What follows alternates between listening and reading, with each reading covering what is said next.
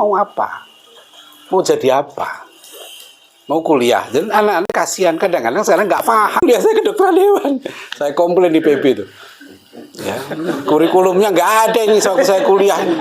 Kambing mati. Nah sekarang ngapain nggak mau kuliah? Di internet tuh ada semua. Apalagi ada AI sekarang. Jadi kalau ini Ustadz, kalau mau mengubah itu harus dari kurikulumnya. Termasuk persepsi orang tuanya.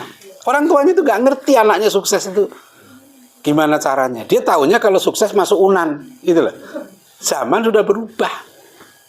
Kenapa anak saya berani masukkan STID dan saya didik sendiri? Nah, yang penting anak sekarang itu sikapnya dia jadi pembelajar. Yang penting dia siap belajar apa saja. Makanya anak-anak itu sejak SMP kami drill dengan adab ilmu. Taklim itu khatam SMP ya. Ya.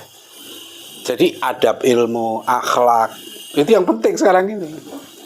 Ya, jadi bukan dia belajar macam-macam, ujungnya itu dia punya angan-angan bahwa sukses tuh kuliah ke sini. Angan-angan dia ini yang harus kita hancurkan. Dan itu kan kurikulum nasional, semuanya sama. Saya dari Natuna tuh sampai Pulau Buru saya datang, sama kurikulumnya kayak begitu. Anak-anak SMA Pulau Buru tuh bangga jadi pegawai Pemda honorer 750.000 gaji. Yang penting keluar rumah pakai seragam. Itu udah bangga. Di situ ikan tinggal ngambil, ya, kelapa gratis. Murah semua, melimpah ruah. Jadi sebetulnya anak Indonesia itu kalau mau saja dia jadi nelayan, ya, nggak ada yang sebetulnya nggak makan. Cuma ini semua program pemerintah kita ini industrialisasi. Gitu. Ini kan masih melanjutkan program pendidikan zaman Belanda dulu, di mana anak-anak itu nggak ada cita-cita menjadi pejuang. Padahal surat Luqman ayat 17, ya bunayya aqimis shalah wa'mur bil ma'ruf wanha 'anil munkar. Jadi antum cari nih seluruh Indonesia kayak begitu sama masalahnya. Kuliah ADI sudah digratiskan itu. Jangankan ADI, Pak. Saya tahu kampus-kampus besar, kampus Islam ya, mahasiswanya ribuan. Saya tanya, jurusan apa yang paling nggak diminati? Pendidikan, jurusan guru. Berapa SPP-nya? 15 juta sampai tamat. Berarti 8 semester 15 juta, hitung-hitung 300.000 sebulan. Sudah segitu itu susah nyari murid. Jadi nggak usah pesimis. Memang yang namanya yang ada 3 kata yang nggak diminati di Indonesia itu, meskipun katanya penting. Pendidikan, dakwah, pertanian. Makanya kampus saya IPB kan berubah. IPB University, pertaniannya hilang. Memang nggak ada anak IPB jadi petani. Makanya saya sering diejek-ejek kan. Lulusan IPB itu semua bisa kecuali pertanian. Nah, jadi karena memang kata pertanian nggak diminati. Kata dakwah coba. Saya guyonan gini. Coba bikin kampus ya, Universitas Komputer Indonesia, UKIM, sama Universitas Dakwah Indonesia, UDIN. Mana yang lebih diminati? UKIM atau UDIN gitu ya kan? Jadi kalau maksud saya ini biasa, memang inilah menariknya. Iya kan? Makanya saya bilang ke teman-teman, jangan kalah sama rokok. Rokok itu racun, dijual ya kan? Merokok itu membunuhmu. Ada gambar orang apa? Tenggorokan bolong lah. Yang ini kan tetap laku coba. Hebat kan rokok itu. Saya bilang ke teman-teman di mana gini, kita jualan Quran Sunnah, jualan dakwah itu susah laku. Nah rokok itu masa jualan dia? Jualan racun dan dibilang ini racun. Laku. Makanya kemarin kan saya bilang sama Ustaz Awaludin, coba cek kita ini udah bener belum cara promonya. Saya cek di internet, apa sih hebatnya Adi apa Aqobah.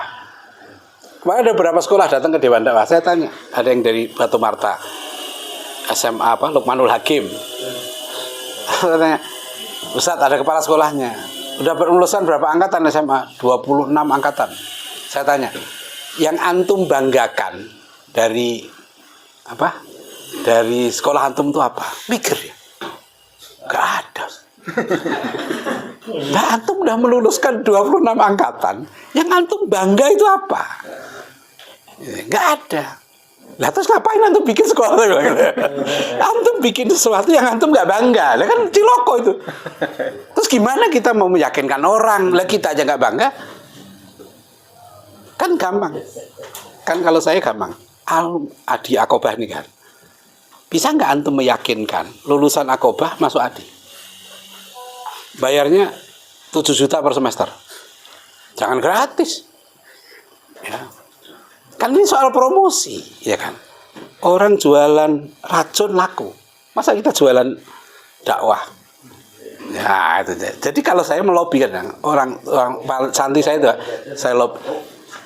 Itu ada anaknya siapa? Ustadz Firdaus. Tahu kan Ustadz Firdaus? Kan sekarang ketua bidang dai di Dewan Dakwah. Anaknya itu kelas 3 SMA Dewan Dakwah.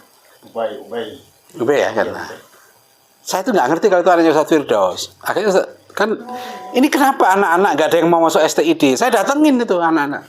Berapa 10 orang, sama kelas 2 6 orang. Jadi SMA Dewan Dakwah yang di situ angkatan 11 ini ya, itu kelas 3-nya 10, kelas 2-nya 6 orang, kelas 1-nya nggak ada muridnya. Saya baru tahu. Akhirnya saya datangi, saya ajak ngobrol. Saya ajak diskusi anak-anak SMA itu. Nah, udahlah saya pulang. Ustadz Firdaus bilang, cerita, saya pulang dari Kalimantan, dipeluk anak saya. Anak saya itu sudah nggak mau kuliah setelah lulus SMA Dewan Dakwah, mau mau kerja katanya. Dia mungkin lihat bapaknya kan rumah nggak punya. Ini kan banyak anak gitu kan, lihat dai, lihat ayahnya jadi dai itu sengsara gitu loh. Akhirnya dia nggak mau jadi dai, memang begitu. Pada cerita ke saya itu, aduh anak saya lihat saya susah gini, akhirnya nggak menarik jadi dai itu, gitu loh. Atau kasihan, akhirnya saya mau kerja, nanti saya bantu orang tua gitu loh. Tapi terus anaknya ini itu bilang kata Ustadz Firdaus, saya dipeluk, Pak katanya saya sudah dicuci otak saya mau Ustadz Adian. Saya mau masuk STID sekarang. Nah itu cara meyakinkan itu penting. Cara pertama gini ya, kita harus paham yang terjadi ini apa. Antum harus bisa meyakinkan tentang apa sih universitas, kondisi sekarang apa. Yang kedua, memang ya di era materialisme ini, Pak, orang itu sukses diukur materi. Yang bisa kita sadarkan ini dari orang tua yang agamanya bagus. Kita ajak dulu nih. Saya bicara dari hati ke hati, Pak, dengan orang tua itu. Kalau kita sudah mati, gitu. Karena ini dia aktivis dakwah juga gitu. Kalau kita sudah mati, yang kita harapkan dari anak kita apa? Kan anak kita kirim pahala. Kalau anak kita jadi dai, jadi guru, ngajar Al-Fatihah saja, berapa pahalanya? Nah, santri-santri kita itu, Pak, sudah keluar dari pondok 6 tahun, itu merasa nggak punya ilmu. Dia minder dengan ilmu, padahal dia itu punya ilmu yang sangat tinggi. Ilmu bisa ngajar wudhu yang benar, toharoh, sholat, baca Al-Fatihah yang benar saja, bisa menyelamatkan orang dari api neraka. Jadi kita dulu menurut saya harus punya cara pandang, ini namanya worldview, yang benar.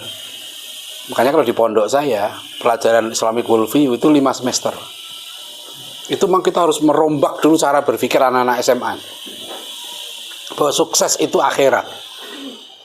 Cinta ilmu itu mulia. Sehingga dia cinta ilmu, cinta ulama. Gitu. Jadi saya tahu anak saya itu bagus itu ketika dia masih umur 12 tahun, ya 13 tahun. Pulang jam 2 pagi gitu. Kenapa itu? Nungguin Habib Rizik. Saya anak SMP, katanya Habib itu nunggu dari habis Isya sampai ceramah jam 12 malam katanya. Baru datang, itu ditungguin. Wah, keren ya. Nah, jadi kan kita bisa lihat anak SMP sudah seneng dengerin ulama gitu. Wah, itu keren. Nah, menanamkan cinta ulama ini. Maka tadi saya bilang, coba antum cek deh kurikulum kita. Saya cek kurikulum Dewan Dakwah. Saya mau ke Lampung nih. Saya udah bilang, ini nggak bener di Lampung ini. Masa kita punya 4 pesantren, Adi nggak ada mahasiswanya? Gimana logikanya? Mesti salah udah. Setelah saya cek apa? Bahkan pemikiran Pak Nasir saja nggak diajarkan. Kalau saya pernah khutbah di Bukit Tinggi ini dulu, di masjid mana saya lupa. Pas Idul Fitri dulu, ya. Nangis saya khutbah tuh. Masjid itu gede banget di Bukit Tinggi, di daerah mana tuh? Apa? Yang dulu ya, dulu. Bukan Siraya. Pokoknya apalah. Kubahnya itu 2 miliar. Iya yang itu. Yang saya sedihkan, saya ke masjid, ke Padang. Loh, masjid itu nggak ada, Pak. Bukunya Buya Hamka nya nggak ada. Saya tanya, anak-anak di sini diajari tentang Buya Hamka nggak? Enggak, Ustaz. Saya bilang, saya nangis tuh gini. Bapak saya itu di kampung Bojonegoro, guru SD bapak saya. Langganannya majalah Panji Masyarakat. Saya SMP itu sudah baca tulisan Buya Hamka. Buya Hamka meninggal tahun 81, saya kelas 1 SMA itu saya mau nangis, Pak. Karena saya rutin membaca tulisan Buya Hamka. Nah, anak-anak kita sekarang itu, saya bilang, gimana kalau dia nggak kenal Buya Hamka? Gimana dia mau cinta dakwah, cinta ilmu? Salah kurikulum.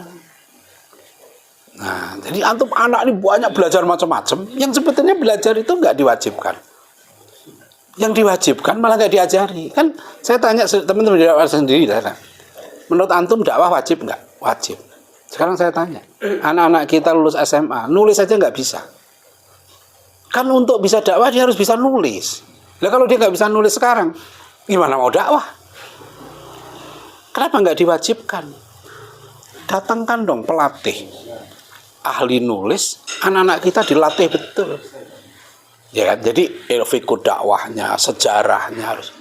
Nah itu contoh, Pak. Jadi kalau kita keliling sekarang ini nyari itu, ya memang begitu kondisinya. Di mana-mana itu.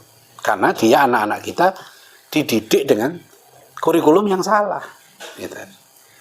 Nah tadi itu tantangannya Ustaz. Nah, sekarang gimana caranya? Kalau menurut saya sekarang ini, ADI ya dapat berapa saja. Nah itu dipromosikan. Kan kita sudah punya. Kemarin saya tanyakan Ustaz awal, berapa yang sudah lulus sekian? Yang sudah lulus itu ada nggak di internet? Apa hebatnya lulusan kita? Nah itu harus ditulis. Lulusan kita itu kemana? Itu bagus, keren. Karena dia itu nggak sadar Pak, bahwa itu kan rojulun layatri walayatri annahu layatri gitu. Atau rojulun yatri walayatri annahu yatri. Dia tahu tapi dia nggak tahu kalau dia itu tahu. Dia tuh nggak ngerti potensinya. Kan tadi saya bilang, kamu tuh punya ilmu loh ya, punya ilmu ngajar ngaji yang bener. Itu kan keren sebetulnya. Tapi dia nggak bangga, gitu kan? Nah itu salahnya di situ. Itu harus ditunjukkan bahwa ya, kamu itu punya ilmu bisa ngajar wudhu yang benar.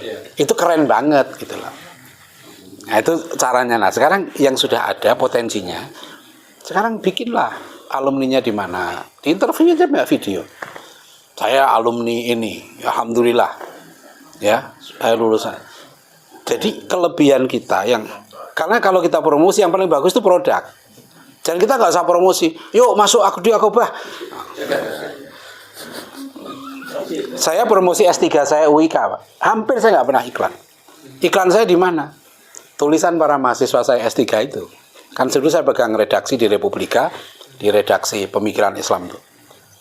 Makalah mahasiswa saya itu saya masukkan, saya edit sedikit, saya tulis namanya ini mahasiswa program Dr. UIK Bogor. Terus dia keluar tiap bulan tulisannya, ya kan? Lama-lama orang keren ya. Nah, gitu. Kan kadang saya sering kan anak-anak saya itu pada nulis buku, nulis makalah, santri-santri kita kumpulkan. Tulisannya gitu. Sekarang kan gratis promosi itu.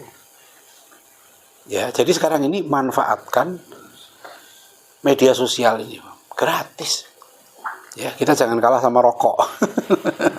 Rokok.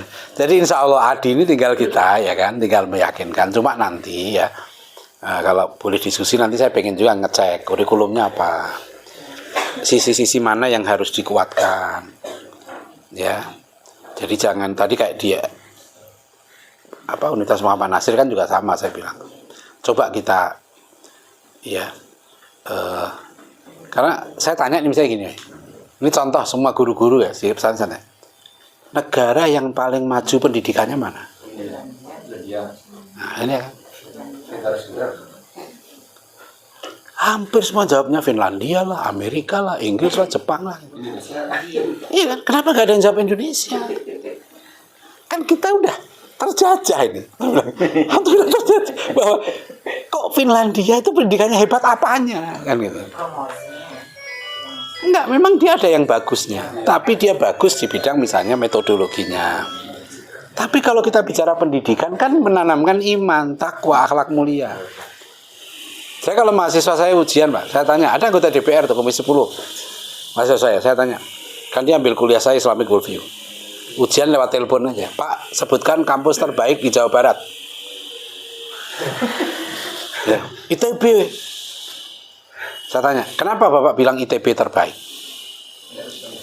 Oh, dia banyak lulusannya jadi ini. Saya tanya, menurut Quran, yang terbaik itu apa?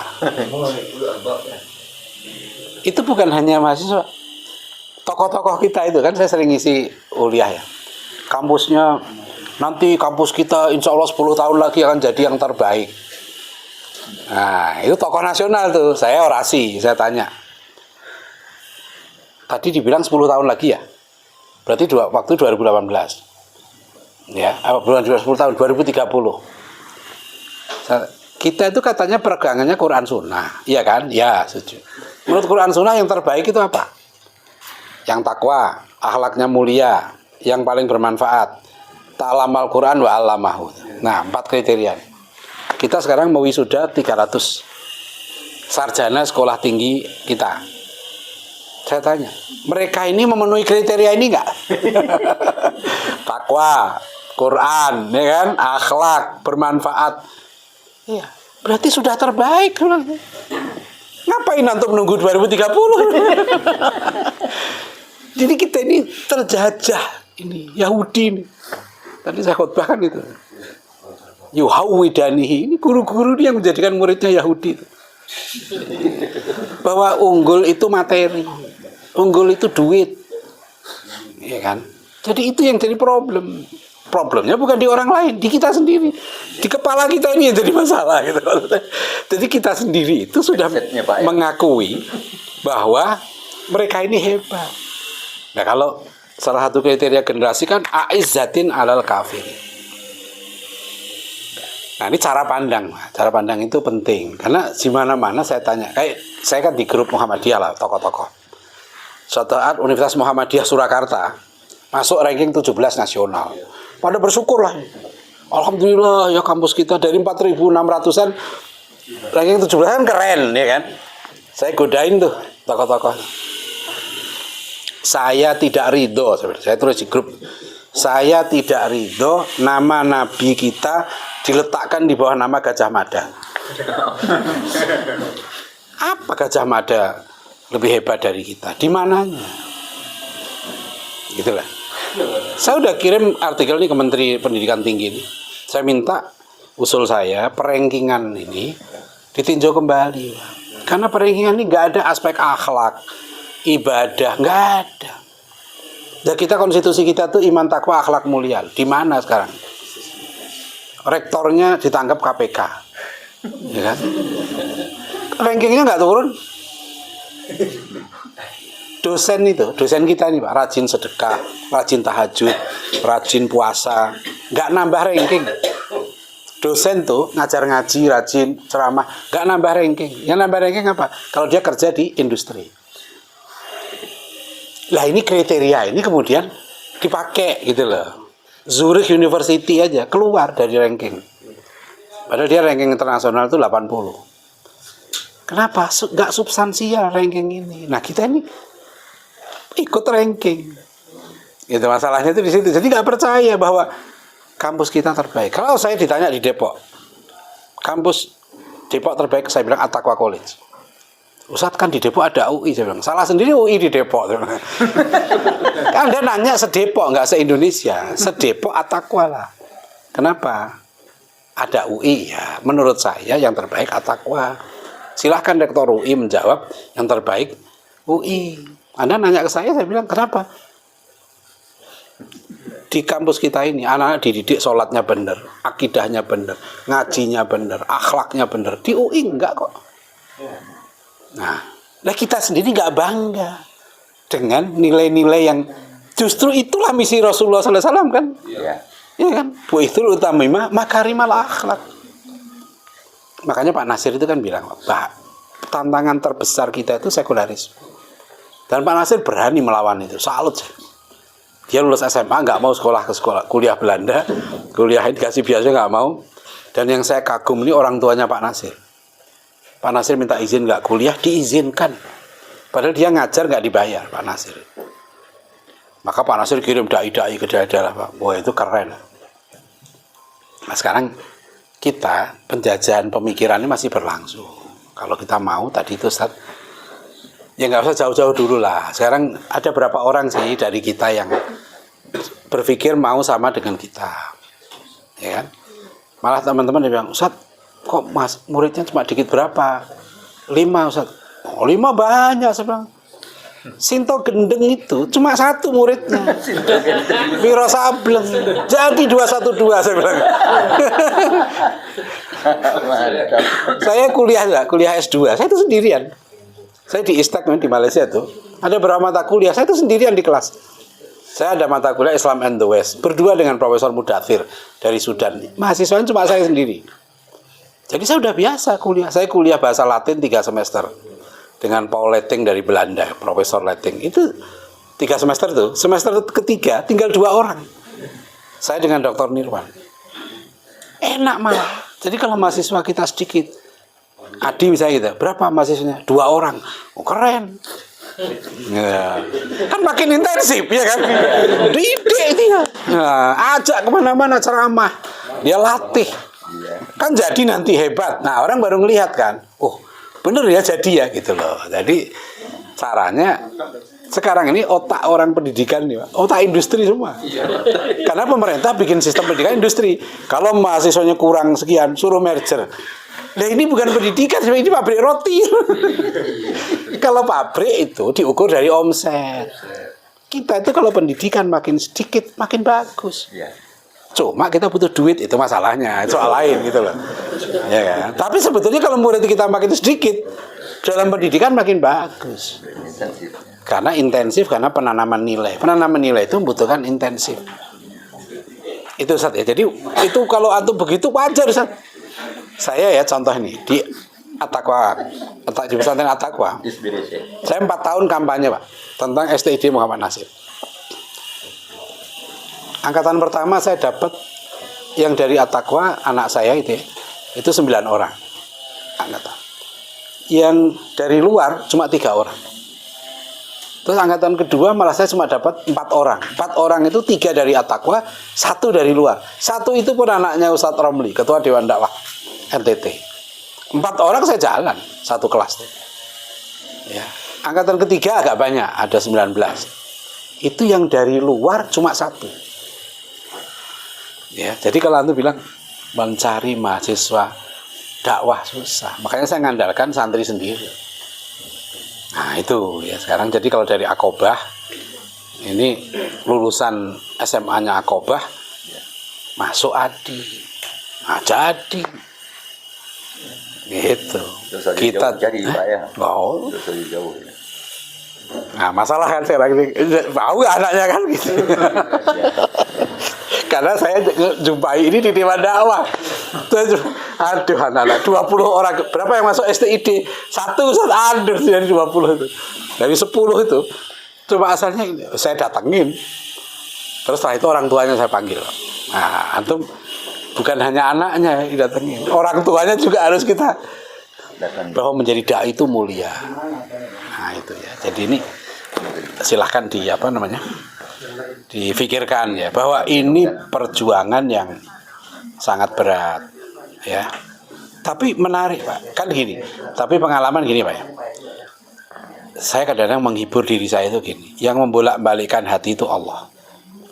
Sehebat apapun usaha kita harus kuat juga doanya.